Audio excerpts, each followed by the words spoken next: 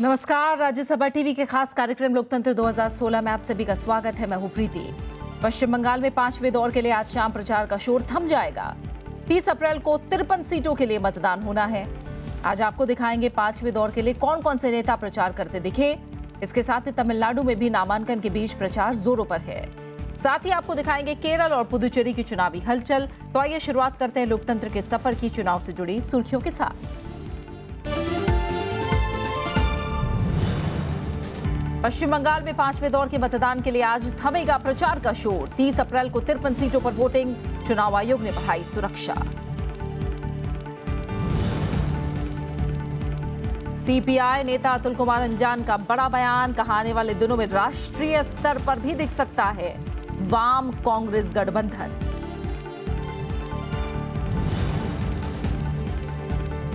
दक्षिण राज्यों में नामांकन प्रक्रिया तेज। तमिलनाडु में 43 उम्मीदवारों ने भरे पर्चे, तो केरल में 249 प्रत्याशियों का नामांकन, कई दिग्गज शुमार। और सबसे पहले बात पश्चिम बंगाल की।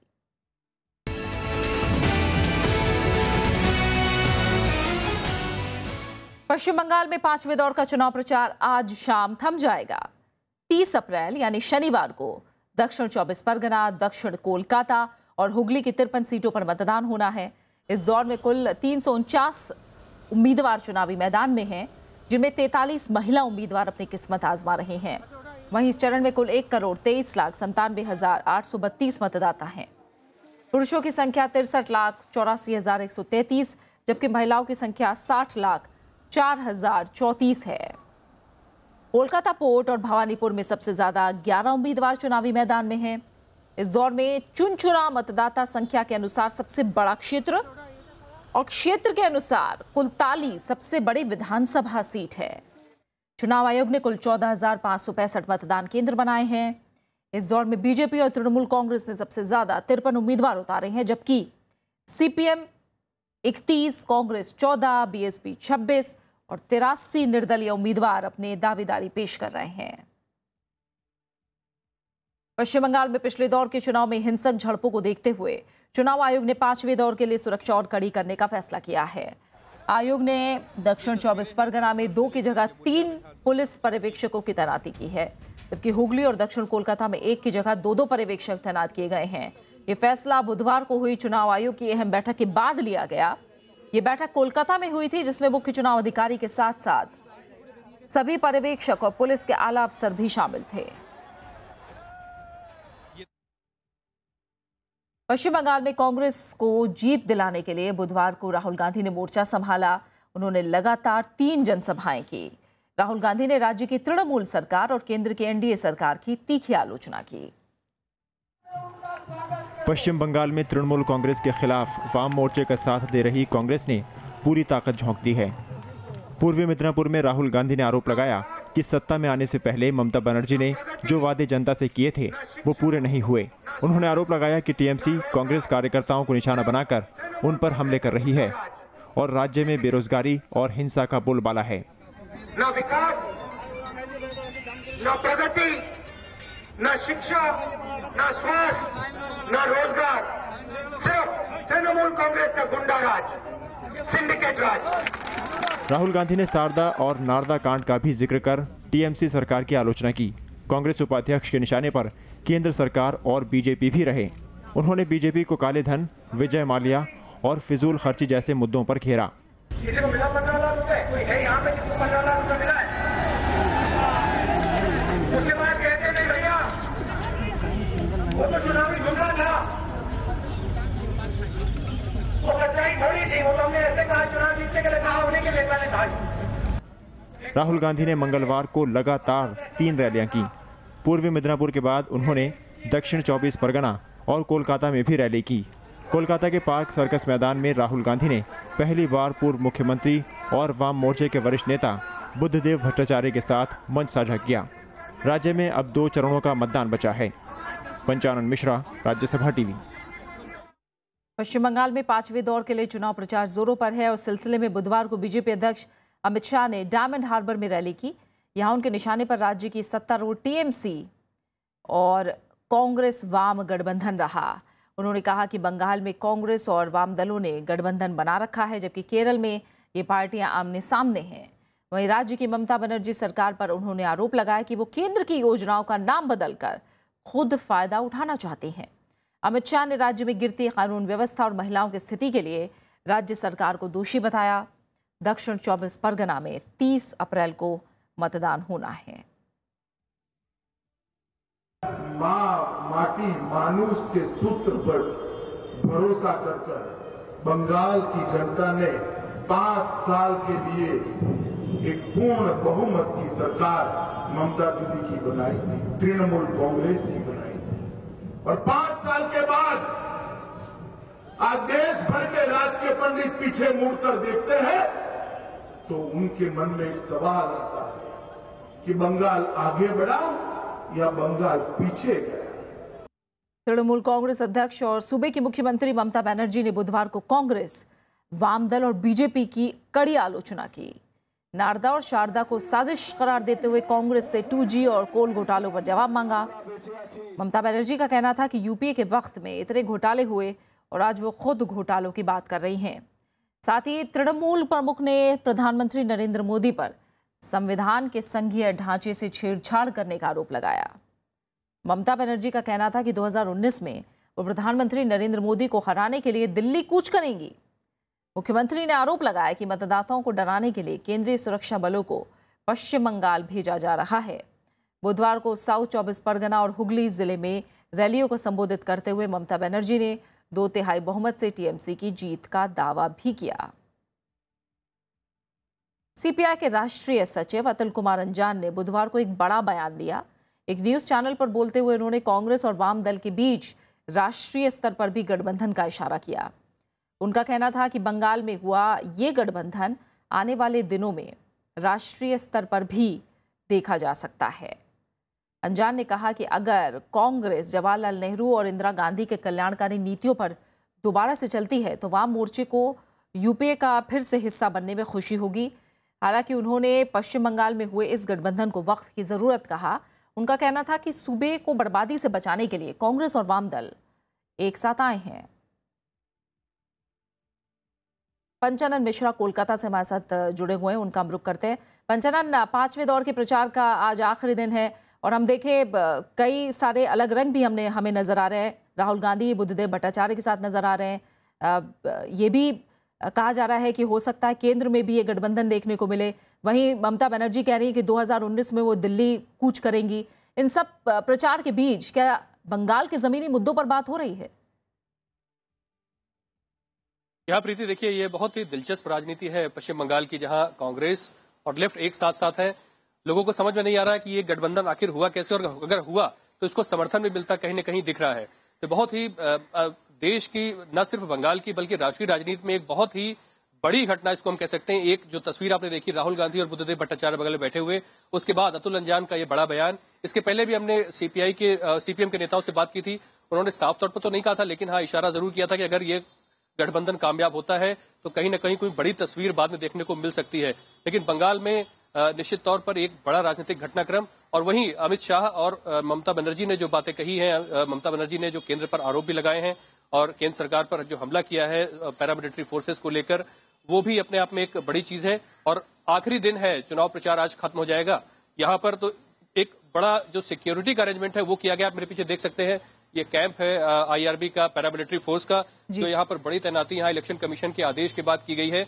आप देख सकते हैं मेरे पीछे कई सारे जो सिक्योरिटी की बटालियन है इंडियन रिजर्व पुलिस फोर्स की।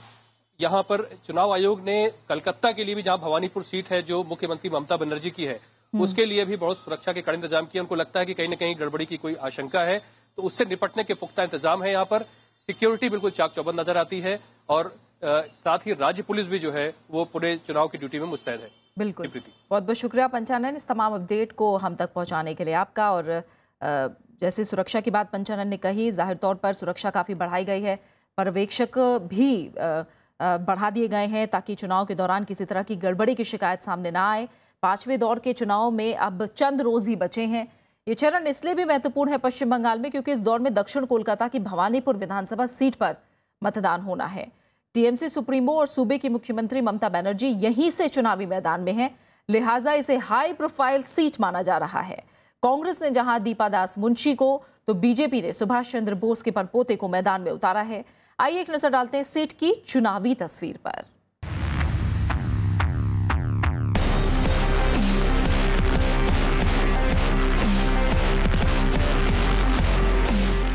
तीस अप्रैल को 5वें चरण का चुनाव है और सबकी नजर भवानीपुर सीट पर है। वो इसलिए क्योंकि सूबे की मुख्यमंत्री ममता बनर्जी यहीं से चुनावी मैदान में हैं। 2011 में इसी सीट पर ममता की बड़ी जीत हुई थी और यहीं से वो बंगाल की सत्ता पर आसीन भी हुई थी। हालांकि मुख्यमंत्री का विधानसभा क्षेत्र होने के बाद भी यहाँ बुनियादी सुविधाओं का अभाव है। पानी की समस्या, बेरोजगारी और बदहाल कानून व्यवस्था इस बार के चुनावी मुद्दे हैं। हम लोग चाहते हैं जहाँ जहाँ बिजली नहीं है, पानी नहीं है, वहाँ पर हम लोग सीएम विकास कर रही चाहते हैं। और क्या बोलेंगे हम, जहाँ गांव घर में बिजली जहाँ पर नहीं हुआ है, पानी मिलना चाहिए, रास्ता अगर टूटा हुआ है वो मरम्मत होना चाहिए। रोजगार की क्या समस्या है? रोजगार का समस्या, बेरोजगार का रोजगार नहीं मिलेगा, उसको रोजगार चाहिए। अपेक्षा तो बहुत कुछ है, कहाँ तक पूरी हो सके ये तो मालूम नहीं। समस्या है, पानी का समस्या है, रोड का हालचाल अब ठीक हुआ है। 5 साल में रोड का उन्नति हुआ है, हॉस्पिटल का उन्नति हुआ है, मगर पानी का बहुत प्रॉब्लम है इनसे। पूर्व केंद्रीय मंत्री दीपा दास मुंशी यहां से कांग्रेस के टिकट पर चुनाव लड़ रही हैं, जबकि बीजेपी की ओर से ममता बनर्जी को सुभाष चंद्र बोस के परपोते चुनौती दे रहे हैं। प्रचार के साथ साथ दोनों एक सुर में ममता की आलोचना भी करते नजर आए। पहली बार सीपीएम और कांग्रेस का गठबंधन हुआ है और ये गठबंधन सिर्फ दोनों राजनीतिक पार्टी का गठबंधन नहीं, ये गठबंधन जनता के गठबंधन है। इसमें भवानीपुर के बैलेट में 11 कैंडिडेट है, एक फुल फुटबॉल टीम और गोल हम ही देंगे। आज देखिए पश्चिम बंगाल की हालत, 34 साल जो वामफ्रंट सरकार था, कुछ काम नहीं हुआ है। और उसके बाद जो टीएमसी सरकार आया है, ये तो दिख रहा है और खराब है। कोई काम से मतलब नहीं है इनका खाली पैसा लूट करने का मतलब है। सीट हाई प्रोफाइल है, लिहाजा दिन हो या रात यहाँ प्रचार जोरों पर है। ममता के पर्चा भरने से पहले ऐसी उम्मीदें लगाई जा रही थी कि वो कहीं और से भी चुनाव लड़ सकती हैं, लेकिन ममता ने केवल यहीं से लड़ने का फैसला किया। हालांकि लोकसभा चुनाव में बीजेपी को यहां मिली बढ़त और निकाय चुनाव में 2 वार्ड पर टीएमसी को मिली शिकस्त ममता के लिए बड़ी चुनौती का सबब बन सकती हैं। और शायद यही वजह है कि टीएमसी का कोई भी कार्यकर्ता खुलकर बात करने को तैयार नहीं होता। 2011 में ममता ने 54,213 मत से जीत हासिल की थी, लेकिन मौजूदा समीकरण बड़े मुकाबले की ओर इशारा जरूर कर रहे हैं। भवानीपुर सीट पर ममता बनर्जी यूं तो सबसे मजबूत दावेदार हैं, लेकिन इस बार तृणमूल कांग्रेस में कहीं न कहीं इस सीट को लेकर बेचैनी है और यही वजह है कि ममता बनर्जी को जिताने के लिए पार्टी ने पूरी ताकत झोंक दी है। और शायद इसकी एक बड़ी वजह बीते लोकसभा चुनाव में इस सीट पर बीजेपी को मिली बढ़त भी मानी जा रही है। कोलकाता से कैमरामैन नारायण के साथ पंचानन मिश्रा, राज्यसभा टीवी। पश्चिम बंगाल विधानसभा चुनाव में भवानीपुर सीट से मुख्यमंत्री ममता बनर्जी चुनाव लड़ रही हैं। बीजेपी ने उनके खिलाफ नेताजी सुभाष चंद्र बोस के परपोते चंद्र बोस को मैदान में उतारा है।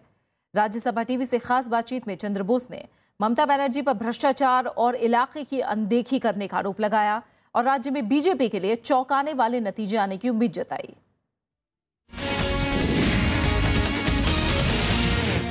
हमारे साथ इस वक्त हैं बीजेपी के कैंडिडेट, हाई प्रोफाइल कैंडिडेट जिन्हें कहना चाहिए चंद्र बोस जी, सुभाष चंद्र बोस जी के पड़पोते हैं और वो यहाँ पर एक बड़े कैंडिडेट हैं। उनसे जानते हैं कि क्या यहाँ के समीकरण हैं।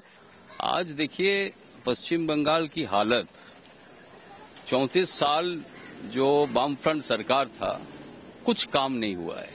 और उसके बाद जो टीएमसी सरकार आया है, ये तो दिख रहा है और खराब है। ये टीएमसी का, ममता बनर्जी का रिश्तेदार लोग पैसा लूट किया है, गरीब लोग का पैसा लूट किया है, ये ट्राइडेंट लाइट लगा के।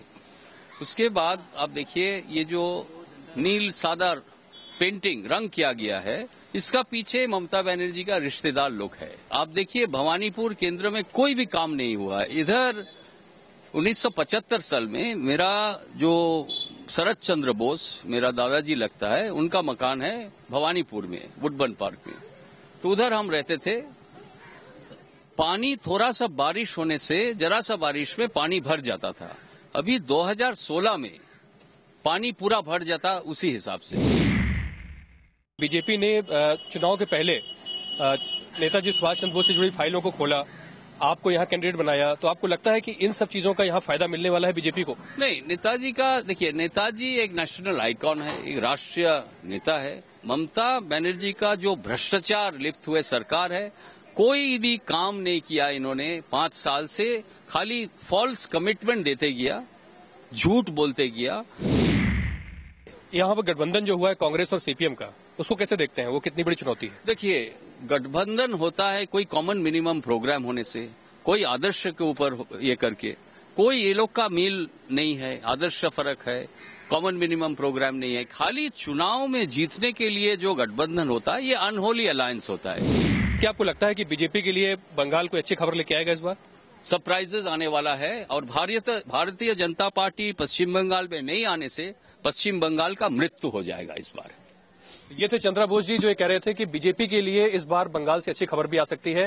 हालांकि उनका सबसे बड़ा मुद्दा यहाँ पर टीएमसी का भ्रष्टाचार ही है।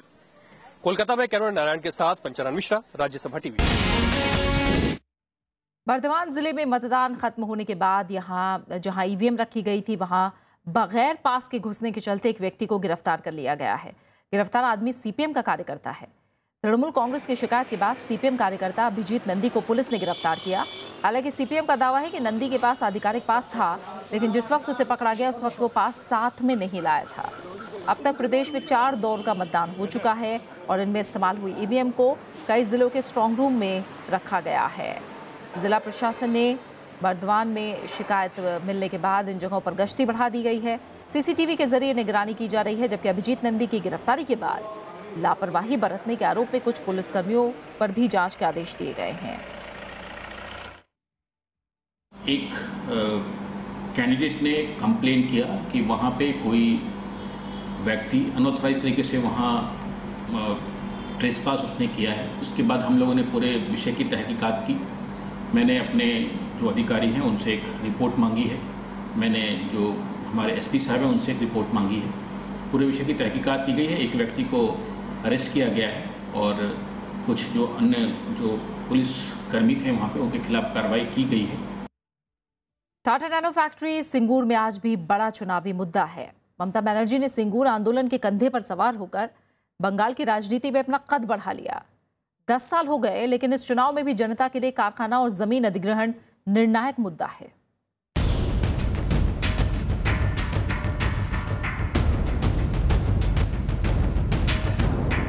टाटा नैनो के इस कारखाने में ताला लगे 10 साल गुजर चुके हैं। हुबली जिले में जब 2006 में इस प्लांट की शुरुआत हुई तो 3 महीने बाद ही इसे बंद करना पड़ा। वाम पार्टियों के खिलाफ ममता बनर्जी ने यहाँ ऐतिहासिक आंदोलन किया था। नतीजतन कारखाना ठप हो गया। मुद्दा किसानों की जमीन अधिग्रहण से जुड़ा था। करीब 1000 एकड़ उपजाऊ जमीन उस वक्त अधिग्रहित की गई थी, लेकिन लोगों के पास अब न जमीन है और न ही कारखाना। यहाँ के एरिया का जो डेवलपमेंट है ये खत्म हो गया। हम लोग चाहते थे कि यहाँ के टाटा कारखाना होता तो हम लोग के यहाँ डेवलप होता, किसान लोग नगड़ी मिलता, काम मिलता। हम लोग को लड़का लोग जो है लिखाई पढ़ाई जो किया है उसके लिए अलग कुछ काम मिलता, नगड़ी मिल जाता। सही रास्ता लिया लेफ्ट फ्रंट सरकार। 4.5 बीघा जमीन में हम साल में कितना कमा सकता है, लेकिन ये 4.5 बीघा जमीन में हमारा एक लड़का को भी काम मिलेगा। उसको भी महीना में 20,000 रुपया कमाए है। हम जमीन में महीने में कभी कमा सकता है। कारखाना बंद होने से नाराज लोगों की तादाद बहुत बड़ी है।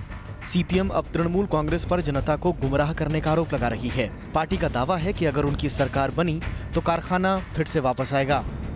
Not only Tata Nano plan, we will complete the unfinished tasks, and at the same time we will go for ancillary factories and other developmental works. You see, when Tata came here in between 2006 to 2008, the Singur's economic situation completely changed. The price of land and the small traders, they were getting benefit. Mamata Banerjee सरकार उन किसानों को फिलहाल मुआवजा दे रही है जिनको जमीन के बदले मुआवजा नहीं मिला। टीएमसी ने सिंगूर में टाटा नैनो फैक्ट्री बंद करवाने में जी जान लगा दी थी, लेकिन अब टीएमसी उद्योग और कारखानों को लेकर नरम रवैया अपना रही है। टीएमसी के उम्मीदवार रविंद्र भट्टाचार्य इस सीट से जीत के दावे कर रहे हैं। Tata question is irrelevant. There is no movement in Tata for Tarja project or against the Tata project. We are not against the industrialization in Singur. Nano कारखाने का मसला फिलहाल सुप्रीम कोर्ट में है और टाटा जमीन लौटाने के मूड में नहीं दिख रहा। ऐसे में सिंगूर के वो लोग भी कारखाना वापस चाहते हैं जिनकी जमीन ली गई। सिंगूर में टाटा नैनो का सैकड़ों एकड़ में फैला ये कारखाना आज वीरान पड़ा है, लेकिन स्थानीय लोगों के बीच आज भी ये एक बड़ा चुनावी मुद्दा नजर आ रहा है। स्थानीय लोग अब किसी राजनीतिक दांव पेच में फंसने की बजाय सरकारों से रोजगार की मांग कर रहे हैं। सिंगूर में कैमरामैन नारायण के साथ पंचानन मिश्रा, राज्यसभा टीवी। और अब बात तमिलनाडु की।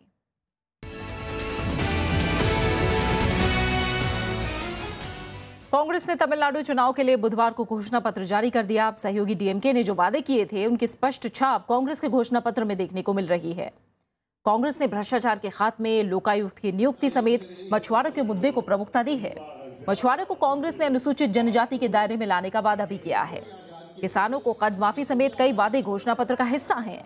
प्रदेश कांग्रेस समिति के अध्यक्ष AVKS इलानगोवन ने घोषणा पत्र जारी करते हुए तमिलनाडु में जीत के दावे किए। तमिलनाडु में बुधवार को 43 उम्मीदवारों समेत कई नामचीन लोगों ने नामांकन पर्चा भरा। डीएमके नेता एमके स्टालिन भारी तादाद में समर्थकों के साथ नामांकन भरने पहुंचे। कोलाथुर सीट से उन्होंने दावेदारी पेश की है। वो यहीं से मौजूदा विधायक भी हैं। स्टालिन ने हलफनामे में बताया कि उनकी और उनकी पत्नी के पास कुल 5 करोड़ 84 लाख की संपत्ति है। स्टालिन के अलावा डीएमके सरकार में मंत्री रह चुके दुरीमुरुगन ने भी काटपड़ी सीट से पर्चा भरा। दूसरी तरफ डीएमडी के प्रमुख विजयकांत ने भी नामांकन भरने के साथ चुनाव दावेदारी का औपचारिक ऐलान कर दिया है। उन्होंने उलंदुरपेट सीट से नामांकन पत्र भरा।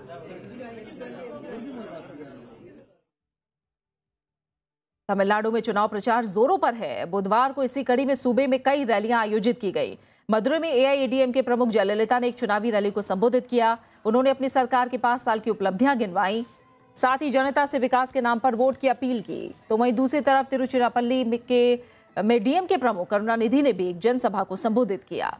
उन्होंने विपक्षी पार्टियों पर हमला बोलते हुए जनता के सामने डीएमके को वोट करने की अपील की। तमिलनाडु के सलेम में चुनाव आयोग के फ्लाइंग स्क्वाड ने छापेमारी में 1 करोड़ की कीमत के कंप्यूटर और उससे जुड़ा सामान जब्त किया है। अत्तुर इलाके में एक ट्रक से सभी सामान की बरामदगी हुई। ड्राइवर ने अपने बचाव में कहा कि श्रीपेरुम्बदूर की एक निजी कंपनी से ये सामान कोयम्बटूर की एक निजी कंपनी को पहुंचाया जा रहा था। हालांकि अपनी सफाई में किसी भी तरह का कोई कागज सबूत के तौर पर वो पेश नहीं कर पाया, जिसके बाद फ्लाइंग स्क्वाड ने 2150 कंप्यूटर्स, मॉनिटर्स और माउस को जब्त कर लिया। और अब नजर केरल पर।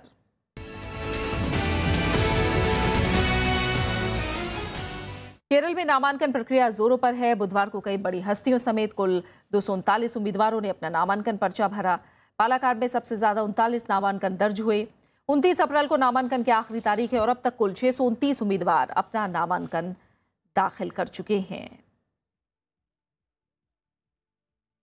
अपने विपक्षियों पर तीखे प्रहारों के लिए चर्चित सीपीएम के वरिष्ठ नेता VS अच्युतानंदन इस बार प्रधानमंत्री मोदी की कड़ी आलोचना करते दिखाई दिए।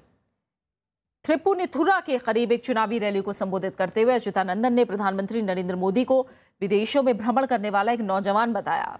केरल विधानसभा में नेता प्रतिपक्ष का आरोप था कि केंद्र सरकार ने अपने तमाम वादों से मुंह फेर लिया है। काले धन पर वो लोगों को 15-15 लाख देने वाले थे, लेकिन अब ये सब भूल चुके हैं। अच्युतानंदन ने बीजेपी पर लोगों को बांटने का आरोप लगाया। बुधवार को ही बीजेपी ने प्रधानमंत्री मोदी समेत पार्टी के दूसरे नेताओं के केरल में चुनाव प्रचार का ऐलान किया था। प्रधानमंत्री नरेंद्र मोदी 6 मई को पालाकाड जिले से चुनाव प्रचार का आगाज करेंगे। बात पुदुचेरी की।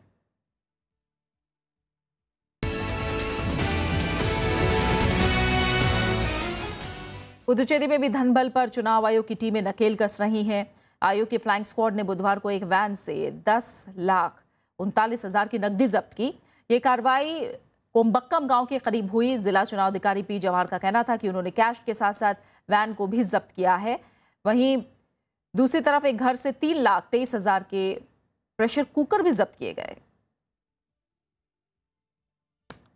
और इसी के साथ फिलहाल लोकतंत्र 2016 में मेरे साथ इतना ही। इजाजत दीजिए, नमस्कार।